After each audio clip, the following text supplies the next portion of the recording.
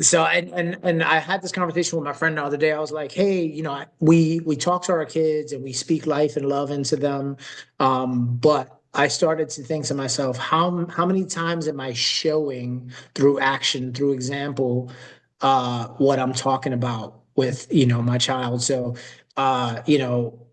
being into the health stuff and whole food diet and high protein, low carbs, no processed food, less sugar, all of these things that I talked to her about. Like we're in the cereal aisle and she's like, Daddy, can I get this? I'm like, no, that's terrible. Are you kidding? Like, look at all the grams of sugar. So we have fun with it. And I actually pulled the box and I show her. And of course, she's a kid. So once in a while she gets snacks and we have fun Yeah. with it.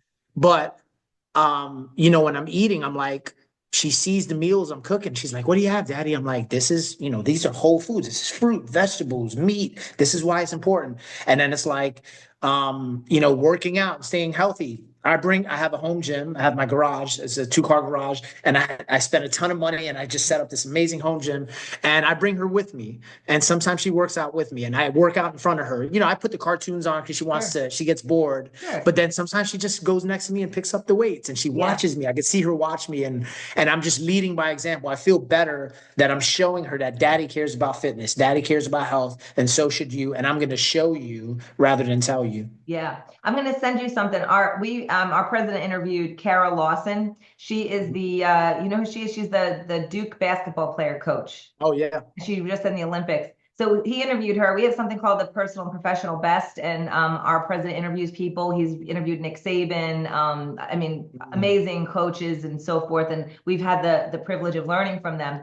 The Kara Lawson, she said that when she was a little girl, her dad was successful in business, and he used to take her to the meetings, and he specifically did that because he wanted her to feel comfortable with important people and That. Yeah. make her feel like that's normal, you know? Yeah. So I'm going to Yeah. send you the interview. I think you'd get a lot out of it. It was really good. She's one of my favorite interviews by far. Just her story and the way that she develops. It's a great lesson as far as development and Yeah. how she develops her players is pretty incredible. So I'll send it to you.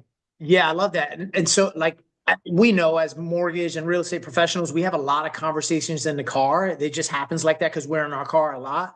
And because of the dynamic with me having split custody with her, she's in my car and I live 15 minutes from where her mom lives. And so we're in the car a lot. And, I'm very cognizant of obviously what I put on. Sometimes I put podcasts on. Sometimes I purposefully do my check-in calls, my 5-10 minute check-in calls with my teammates in the car while she's in the back so she can hear how I speak with my teammates, how I ask them how they're doing, how I care for them. Sometimes we talk business and she hears. I could see her through a rearview mirror and just listening and wow. And then a few times she's asked me like, Daddy, what do you do again? And I'm Mm-hmm. like, yeah, I sell homes. I'm an investor. I help people buy homes. And so I could see like how intrigued she is. And I make sure when I'm having a conversation that I'm very intentional about how I'm talking with my teammates, how I'm receiving information from them. And she just soaks it all up. So I the love next that. step is going to be to take her to meetings and things like that and put her in Yes. that environment, you know? Yeah. Yeah. Throw her in there. Yeah. We're in there. Yeah, it's so good.